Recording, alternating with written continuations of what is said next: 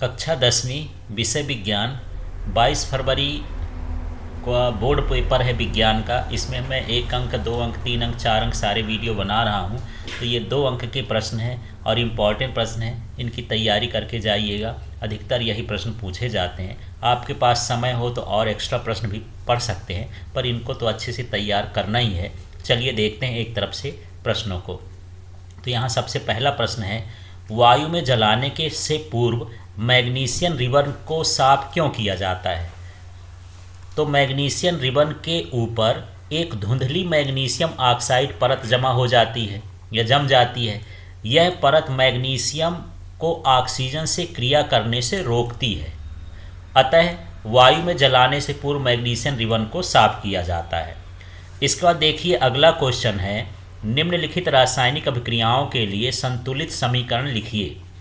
तो हमारे पास जो ये शब्दों में लिखा है हाइड्रोजन, क्लोरीन, और इससे हमको क्या बनाना, हाइड्रोजन क्लोराइड। तो हाइड्रोजन के लिए हम क्या लिखते हैं H2, क्लोरीन के लिए लिखते हैं Cl2 और हाइड्रोजन क्लोराइड के लिए लिखते हैं HCl। अब ये है कि जितनी संख्या यहाँ हो परमाणुओं की, उतनी ही संख्या इधर होना चाहिए। तो यहाँ पर देखते हैं कि यहाँ पर हाइड्रोजन कितने हैं, 2, और लेकिन यहाँ पर हाइड्रोजन कितना था, 1, और यहाँ पर क्लोरीन कितने हैं, 2, यहाँ भी क्लोरीन कितना है, 1। तो इसके सामने यदि हम 2 लगा देंगे तो हाइड्रोजन क्लोरीन दोनों 2 2 हो जाएंगे। तो इस तरह से ये संतुलित समीकरण हो जाएगा। अगला देखिए, सोडियम जल और सोडियम हाइड्रोक्साइड और हाइड्रोजन लिखना है। तो सोडियम के लिए हो जाएगा Na और ये जल के लिए हो जाएगा H2O, और यहाँ सोडियम हाइड्रोक्साइड के लिए लिखते हैं NaOH और हाइड्रोजन के लिए लिख दिए H2। अब यहाँ पर संख्या मिलाएंगे। तो यहाँ पर देख लेते हैं, सबसे पहले यहाँ हाइड्रोजन कितने थे, 2। तो यहाँ पर हाइड्रोजन तो 3 है, ये 2 और एक कितना हो गया, 3 हो गया। तब हम क्या करेंगे, इसमें 2 लगा देते हैं। तो यहाँ पर हाइड्रोजन कितना हो जाएगा, यहाँ भी हाइड्रोजन 2 हो गया, ये हाइड्रोजन 2 हो गया, तो 4 हो गए। तो 2 यहाँ लगाने से हाइड्रोजन 2 दूनी 4 हो जाएंगे। ऑक्सीजन कितने हो गए, 2। तो यहाँ भी ऑक्सीजन कितने हैं, 2। इसके बाद सोडियम कितने हो गए, 2। तो यहाँ भी लगा देंगे 2। इस तरह से हमको संतुलित समीकरण करना है, कोई भी इसी तरह का आ जाए तो। इसके बाद अगला प्रश्न देख लेते हैं। इसमें अगला प्रश्न है, किसी पदार्थ X के विलयन का उपयोग सफ़ेदी करने के लिए होता है, माने पुताई करने के लिए होता है, सफ़ेदी पुताई। तो पदार्थ X का नाम तथा इसका सूत्र लिखिए। एक में लिखे गए पदार्थ X की जल के साथ अभिक्रिया भी लिखिए। इस तरह का क्वेश्चन है जो घुमा फिरा के आता है, तो उसको देखते हैं। तो यहाँ पदार्थ X का नाम है कैल्शियम ऑक्साइड और इसका जो सूत्र है वो है CaO। इस तरह से यहाँ पर सूत्र भी लिखना था, नाम भी लिखना था, तो दोनों ये हो गया। यही सफ़ेदी करने में प्रयोग होता है। फिर इसका पूछता है कि इसमें जल के साथ अभिक्रिया, तो CaO कैल्शियम ऑक्साइड का जल से के साथ अभिक्रिया कराते हैं तो कैल्शियम हाइड्रोक्साइड बनता है, तो CaOH टेकन ट्वाइस। इस तरह से ये बन जाएगा। अगला प्रश्न देखिए, संतुलित रासायनिक समीकरण क्या है? रासायनिक समीकरण को संतुलित करना क्यों आवश्यक है? 2 क्वेश्चन है, इसको अच्छे से समझते हैं। तो संतुलित रासायनिक समीकरण की परिभाषा देखिए, जिस रासायनिक समीकरण में अभिकारकों एवं उत्पादों का कुल द्रव्यमान समान हो, या कह सकते हो कि अभिक्रिया के पहले या उसके पश्चात प्रत्येक तत्व के परमाणु की संख्या समान हो, तो वह समीकरण क्या कहलाता है? संतुलित रासायनिक समीकरण कहलाता है। जैसे ऊपर हम अभी कर रहे थे उसी तरह से है। इसके बाद इसके लिए क्यों आवश्यक है? तो द्रव्यमान संरक्षण के नियम के परिपालन के लिए रासायनिक समीकरण का संतुलित होना आवश्यक है। जितना अभिकारक का द्रव्यमान होगा उतना ही उत्पादों का द्रव्यमान भी होना चाहिए, इसलिए हम इसे संतुलित करते हैं। अगला क्वेश्चन है, विस्थापन अभिक्रियाएं किन्हें कहते हैं? उदाहरण दीजिए। तो वे अभिक्रियाएं जिनमें एक अभिकर्मक तत्व दूसरे अभिकर्मक यौगिक में से तत्व को विस्थापित करके स्वयं उसका स्थान ग्रहण कर लेता है, उसे विस्थापन अभिक्रियाएं कहते हैं। तो ये उदाहरण से भी समझ सकते हैं कि ये एक अभिकारक है, ये तत्व है। अब ये दूसरे के साथ यहाँ पर ये सल्फेट है, तो यहाँ पर इस अभिकर्मक को विस्थापित करके स्वयं जुड़ जाता है। जैसे यहाँ पर Fe है, कॉपर सल्फेट है, तो यहाँ फेरस सल्फेट बन गया, Cu क्या हो जाएगा, यहाँ से हट गया। तो इस क्रिया को हम क्या बोलेंगे? विस्थापन अभिक्रिया कहेंगे। तो इसको उदाहरण सहित आपको देना है। इसके बाद यहाँ पर है द्विविस्थापन अभिक्रियाएं किन्हें कहते हैं? तो इसको भी समझ लीजिए। तो वे अभिक्रियाएं जिनमें अभिकारकों के बीच आयनों का आदान प्रदान हो जाता है, आपस में ही जो यौगिक हैं आपस में बदल लेते हैं। जैसे यहाँ पर उदाहरण देखिए कि ये जो Cl2 है, तो Cl जा करके इसके साथ जुड़ जाएगा और SO4 इसके साथ जुड़ जाएगा, तो ये हो जाएगा बेरियम सल्फेट और ये हो गया सोडियम क्लोराइड। इसके बाद संतुलित कर देंगे, तो इस तरह से यहाँ जो अभिक्रिया हो गई द्विविस्थापन की अभिक्रिया कहला गई, एक दूसरे के आयनों में आदान प्रदान हो गया। अगला है पीतल एवं तांबे के बर्तनों में दही एवं खट्टे पदार्थ क्यों नहीं रखना चाहिए, इसको देख लेते हैं। तो दही एवं खट्टे पदार्थों में अम्ल होते हैं, ये पीतल तथा तांबे से क्रिया करके कॉपर के लवण बनाते हैं जो विषाक्त होते हैं, इसलिए पीतल एवं तांबे के बर्तन में दही एवं खट्टे पदार्थ नहीं रखने चाहिए। अगला है धोने का सोडा एवं बेकिंग सोडा के दो दो उपयोग लिखिए। तो यहाँ पर चलिए धोने के सोडा का उपयोग समझते हैं, अलग से भी क्वेश्चन पूछ सकता है, धोने का सोडा अलग और बेकिंग का सोडा अलग, यहाँ इकट्ठा कर दिए, इसको समझिएगा। इसका उपयोग कांच, साबुन एवं कागज उद्योग में होता है, ये धोने के सोडे का। इसका उपयोग घरों में साफ सफाई, कपड़े की साफ सफाई के लिए भी हो जाता है। अब बेकिंग सोडा का उपयोग कहाँ होता है, इसका उपयोग बेकरी उद्योग, बेकरी का मतलब जहाँ ब्रेड बनता है, बिस्किट बनती हैं, ये इस तरह का सामान बनता है, उसको बेकरी उद्योग कहते हैं। फिर इसका उपयोग सोडा अम्ल के रूप में अग्निशामक यंत्रों में किया जाता है, तो ये अग्निशामक यंत्रों में भी इनका उपयोग किया जाता है। चलिए अगला प्रश्न है पीएच स्केल किसे कहते हैं। तो किसी विलयन में उपस्थित हाइड्रोजन आयन की सांद्रता ज्ञात करने के लिए मानक स्केल को पीएच स्केल कहते हैं। कुल मिला के विलयन में हाइड्रोजन आयन की सांद्रता ज्ञात करने की स्केल पीएच स्केल कहलाती है। इसके बाद ये अगला है समजातीय श्रेणी क्या है, उदाहरण सहित समझाइए। तो समजातीय श्रेणी समझते हैं यहाँ पर यौगिकों में, यौगिकों की ऐसी श्रृंखला जिसमें कार्बन श्रृंखला में स्थित हाइड्रोजन को एक ही प्रकार के प्रकार्यात्मक समूह प्रतिस्थापित करता है, समजातीय श्रेणी कहलाता है। जैसे यहाँ पर देखिए OH OH ये तो सीधा सीधा एक ही है, लेकिन यहाँ CH3 C2H5 C3H7 इस तरह से methanol, ethanol, propanol, butanol, pentanol इस तरह से एक श्रेणी बनती जाएगी, तो इसको हम क्या बोलेंगे, समजातीय श्रेणी कहते हैं। Ethane, methane, propane, butane, pentane इनको भी आप लिख सकते हैं, इनके सूत्र भी लिख सकते हैं। अगला प्रश्न देखिए हाइड्रोकार्बन क्या है, उदाहरण देकर के समझाइए। तो ऐसे कार्बनिक यौगिक जो कार्बन एवं हाइड्रोजन से मिलकर बने होते हैं उन्हें हाइड्रोकार्बन कहते हैं या हाइड्रोकार्बन कहलाते हैं। जैसे यहाँ पर methane, ethane, ethene, ethyne, benzene, इसमें एक दो उदाहरण आप दे सकते हो, जितना आपसे आ जाए, पूरा लिखने की भी ज़रूरत नहीं है, बन जाए तो ठीक है, नहीं इतना एक दो लिख दीजिए। इसके बाद अगला है संतृप्त एवं असंतृप्त हाइड्रोकार्बन क्या होते हैं। तो संतृप्त एवं असंतृप्त हाइड्रोकार्बन ये तो हेडिंग हो गई। अब यहाँ पर वे हाइड्रोकार्बन जिनमें केवल एक एकल सहसंयोजी आबंध होते हैं उन्हें क्या कहते हैं, संतृप्त हाइड्रोकार्बन, और जिनमें द्विआबंध या त्रिआबंध सहसंयोजी आबंध होते हैं उन्हें असंतृप्त हाइड्रोकार्बन कहते हैं। तो इस तरह से है, देख लीजिए, वे हाइड्रोकार्बन जिनमें केवल एकल सहसंयोजी आबंध होते हैं संतृप्त हाइड्रोकार्बन कहलाते हैं, तथा वे हाइड्रोकार्बन जिनमें द्विआबंध या त्रिआबंध सहसंयोजी आबंध होते हैं उन्हें असंतृप्त हाइड्रोकार्बन कहते हैं। जैसे इसमें एल्केन जो है संतृप्त कहलाएगा, एल्कीन और एल्काइन का जो ग्रुप है, समूह है, वो असंतृप्त हाइड्रोकार्बन की श्रेणी में आएगा। अगला प्रश्न देखते हैं किण्वन क्या से क्या समझते हैं।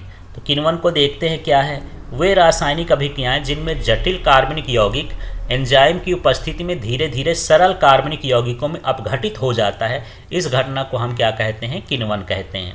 इसके बाद अगला है साबुनीकरण से क्या समझते हैं, इसका समीकरण लिखिए। तो इसको देख लेते हैं। तो प्रश्न है साबुनीकरण से क्या समझते हो। तो चलिए देखते हैं, क्षारों की वसा अथवा तेलों के जल अपघटन अभिक्रिया के स्वरूप साबुन बनने की प्रक्रम को या साबुन बनने की प्रक्रिया को साबुनीकरण कहते हैं या साबुनीकरण कहलाता है। इस तरह से परिभाषा देना, फिर से सुन लीजिए, क्षारों की वसा अथवा तेलों के जल अपघटन की अभिक्रिया स्वरूप साबुन बनने का प्रक्रम साबुनीकरण कहलाता है। इसके बाद अगला क्वेश्चन है सोडियम को केरोसिन में डुबाकर क्यों रखा जाता है। तो सोडियम धातु वायुमंडल की नमी के प्रति अतिक्रियाशील होती है, इसलिए इसे केरोसिन में डुबोकर रखा जाता है ताकि यह नमी के संपर्क में न आए। अगला क्वेश्चन है मिश्रातु या मिश्र धातु क्या होते हैं। तो मिश्रातु दो या दो से अधिक धातुओं के समांगी मिश्रण को मिश्रातु कहते हैं या मिश्र धातु कहते हैं। अगला प्रश्न देखिए, लोहे को जंग से बचाने के लिए दो तरीके बताइए। तो ये दो तरीके हैं, यसद लेपन मतलब है लोहे पर जस्ते की परत चढ़ा देते हैं, गैल्वेनाइजेशन होता है। फिर यह क्रोमियम का लेपन, लोहे पर क्रोमियम की परत चढ़ा देते हैं। और भी तरीके जो आप जानते हो उसको आप लिख सकते हैं इसमें। ऑक्सीजन के साथ संयुक्त होकर धातुएं कैसा ऑक्साइड बनाती हैं? तो ये प्राय अम्लीय ऑक्साइड बनाती हैं, लेकिन कुछ है ऑक्साइड ऐसे भी होते हैं जो उदासीन भी होते हैं।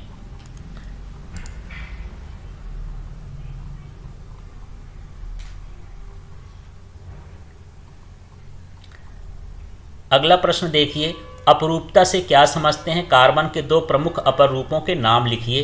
तो चलिए अपर रूपता देखते हैं। जब कोई तत्व प्रकृति में विभिन्न रूपों में मिलता है जिनके भौतिक गुण में भिन्नता होती है, भौतिक गुण असमान होते हैं लेकिन रासायनिक गुण समान होते हैं, उनके इस गुण को ही क्या कहते हैं? अपर रूपता कहते हैं। जैसे कार्बन के दो अपर रूप हैं, ग्रेफाइट और हीरा। अगला प्रश्न है, अमलगम क्या होता है? तो किसी अन्य धातु जैसे जिंक और पारा की मिश्रातु को अमलगम कहते हैं। तो चलिए फिर से समझिए अमलगम क्या है। तो अमलगम को ऐसे लिख सकते हैं, किसी अन्य धातु और पारा की मिश्रातु को अमलगम कहते हैं। अन्य धातु में जैसे जिंक के साथ ज़्यादा होता है और लोहा भी हो सकता है, दूसरी धातु में भी हो सकती है। तो अन्य धातु और पारा के मिश्रण को ही, समांगी मिश्रण को या मिश्रातु को हम क्या कहते हैं? अमलगम कहते हैं। अगला है, पाचक एंजाइमों से के क्या कार्य हैं? तो पाचक एंजाइम जटिल कार्बनिक पदार्थों को सरल पदार्थों में परिवर्तित करने में सहायक होते हैं। ये कार्बोहाइड्रेट को ग्लूकोज में, वसा को वसी अम्लों में, प्रोटीनों को अमीनो अम्ल में परिवर्तित करके भोजन का पाचन करते हैं। इन्हें पाचक एंजाइम कहते हैं।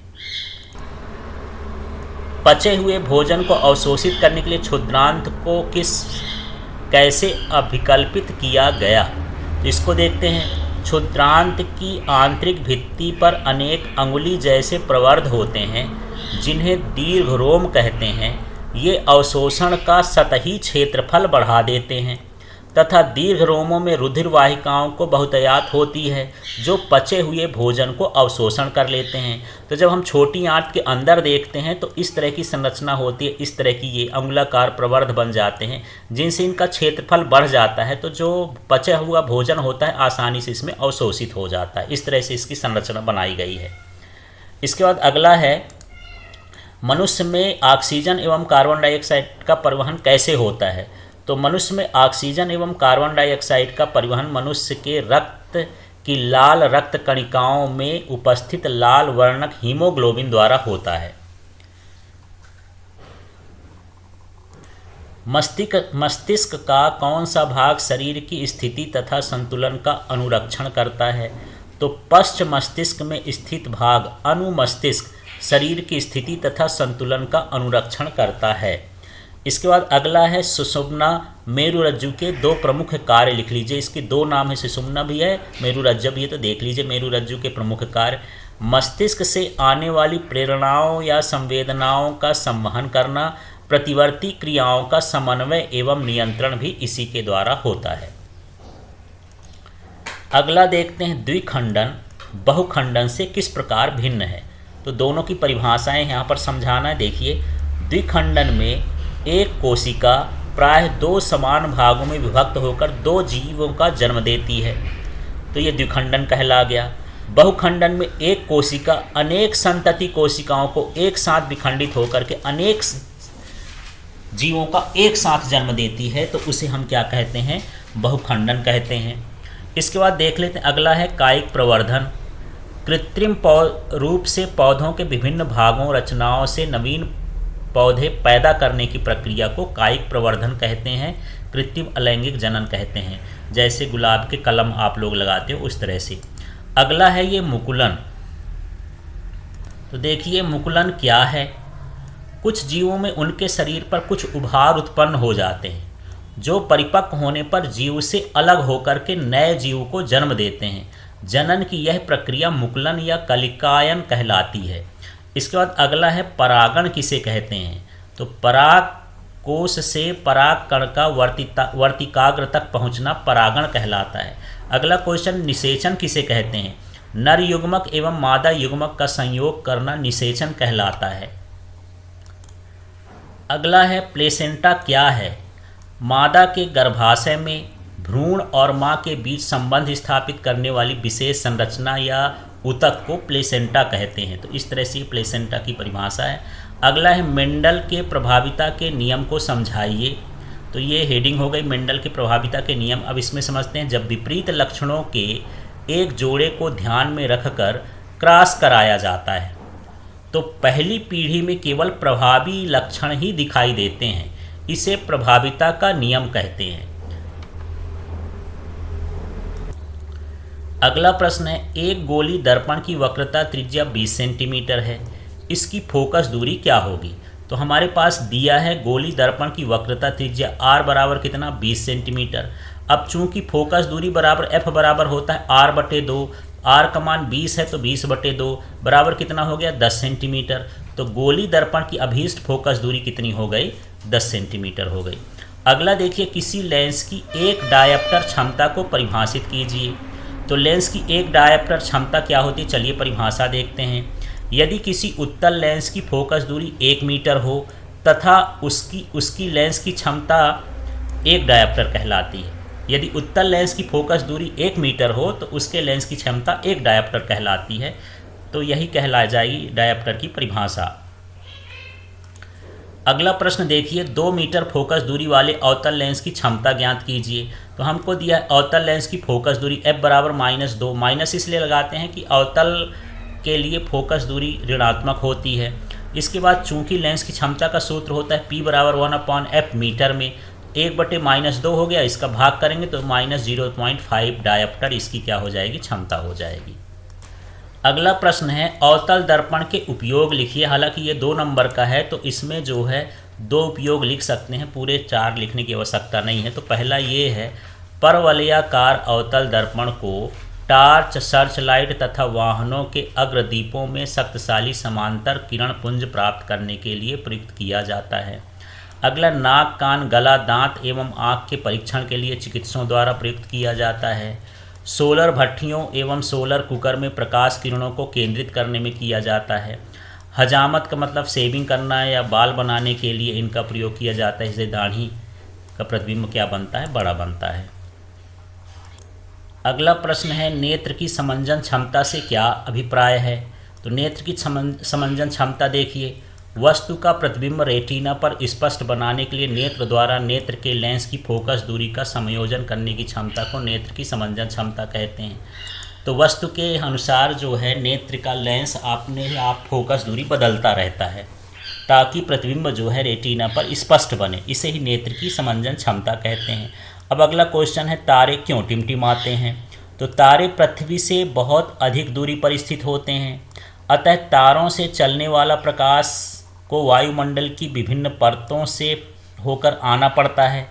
इन परतों का घनत्व बदलते रहने से तारे के प्रतिबिंब की स्थिति भी बदलती रहती है अपवर्तन के कारण, जिससे तारे हमें टिमटिमाते हुए दिखाई देते हैं। अगला प्रश्न है, विद्युत धारा के मात्रक को परिभाषित करिए। 1 एम्पियर इसकी परिभाषा, 1 एम्पियर की परिभाषा भी पूछ सकता है। यदि किसी चालक के परिच्छेद से प्रति सेकंड 1 कूलाम आवेश प्रवाहित हो जाता हो तो उस चालक में बहने वाली धारा 1 एम्पियर कहलाती है। इस तरह से परिभाषा I = Q/T होता है। तो यहाँ पर कह सकते हैं, ये T का मतलब प्रति सेकंड, प्रति सेकंड यदि 1 कूलाम आवेश प्रवाहित हो तो उसमें बहने वाली धारा 1 एम्पियर कहलाती है। इस सूत्र से हम बता सकते हैं।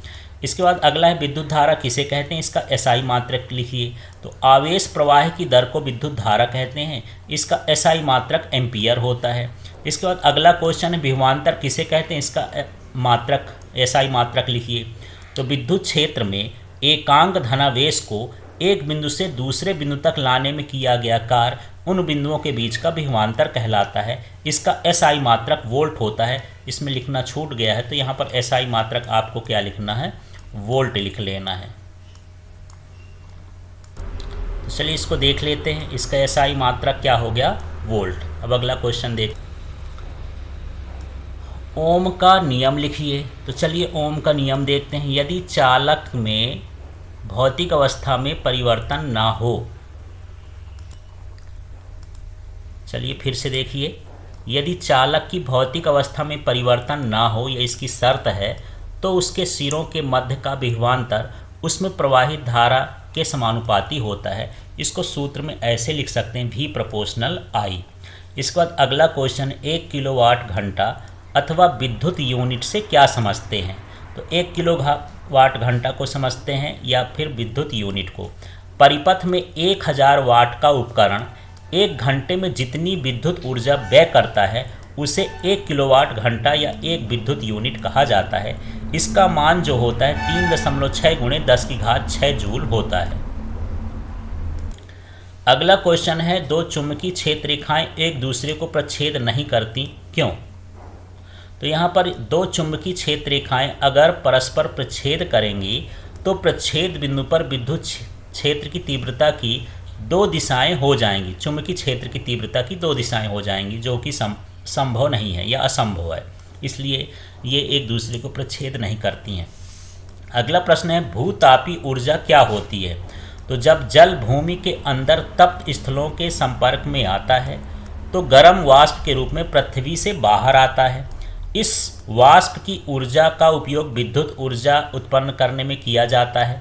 इस ऊर्जा को भूतापीय ऊर्जा कहते हैं। अगला प्रश्न है, जीवाश्म ईंधन किसे कहते हैं? उदाहरण दीजिए। तो जीवाश्म ईंधन या इसी को खनिज ईंधन भी बोला जाता है। उच्च ताप एवं दाब पर जंतु एवं वनस्पतियों के जीवाश्मों के अपघटन से भूगर्भ में निर्मित ईंधन जीवाश्म ईंधन या खनिज ईंधन कहलाते हैं। तो उच्च दाब और ताप पर जो वनस्पतियां होती हैं, जंतु होते हैं, वो जब ज़मीन में दबे रहते हैं तो उनका अपघटन होता है, जिससे ये ईंधन के रूप में परिवर्तित हो जाते हैं। इन्हें जीवाश्म ईंधन कहते हैं, जैसे कोयला है, पेट्रोलियम है, प्राकृतिक गैस है आदि। इसके बाद अगला क्वेश्चन है, अपशिष्ट किन्हें कहते हैं? उदाहरण दीजिए।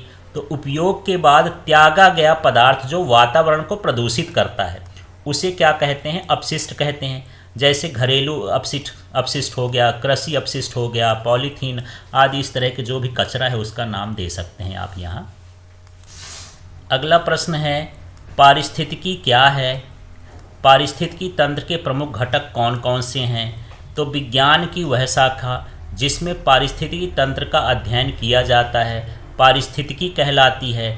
पारिस्थितिक तंत्र के प्रमुख घटक, इसके 2 घटक होते हैं, एक होता है जैविक घटक और एक होता है अजैविक घटक। इसके बाद अगला क्वेश्चन देख लेते हैं, ग्लोबल वार्मिंग से क्या समझते हैं? तो देखिए, ग्लोबल वार्मिंग क्या है?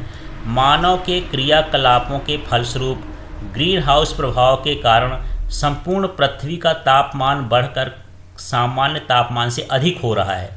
यह घटना ग्लोबल वार्मिंग कहलाती है। इसके बाद अगला क्वेश्चन देखते हैं, अम्ल वर्षा किसे कहते हैं? तो इसको भी समझिए। वायुमंडल में जब अम्लीय गैसें जैसे CO2, SO2, SO3 एवं नाइट्रोजन के ऑक्साइड एकत्रित हो जाते हैं तो वर्षा के जल में घुलकर अम्ल बनकर बरसते हैं, जिसे अम्ल वर्षा कहते हैं। तो इस तरह से ये 2 अंक के इम्पॉर्टेंट प्रश्न हैं, इनकी अच्छे से तैयारी करिए और इनमें अधिकतर प्रश्न परीक्षा में पूछे जाएंगे। और इसके अलावा यदि आपके पास समय है तो अन्य प्रश्नों को भी आप देख सकते हैं। Thank you.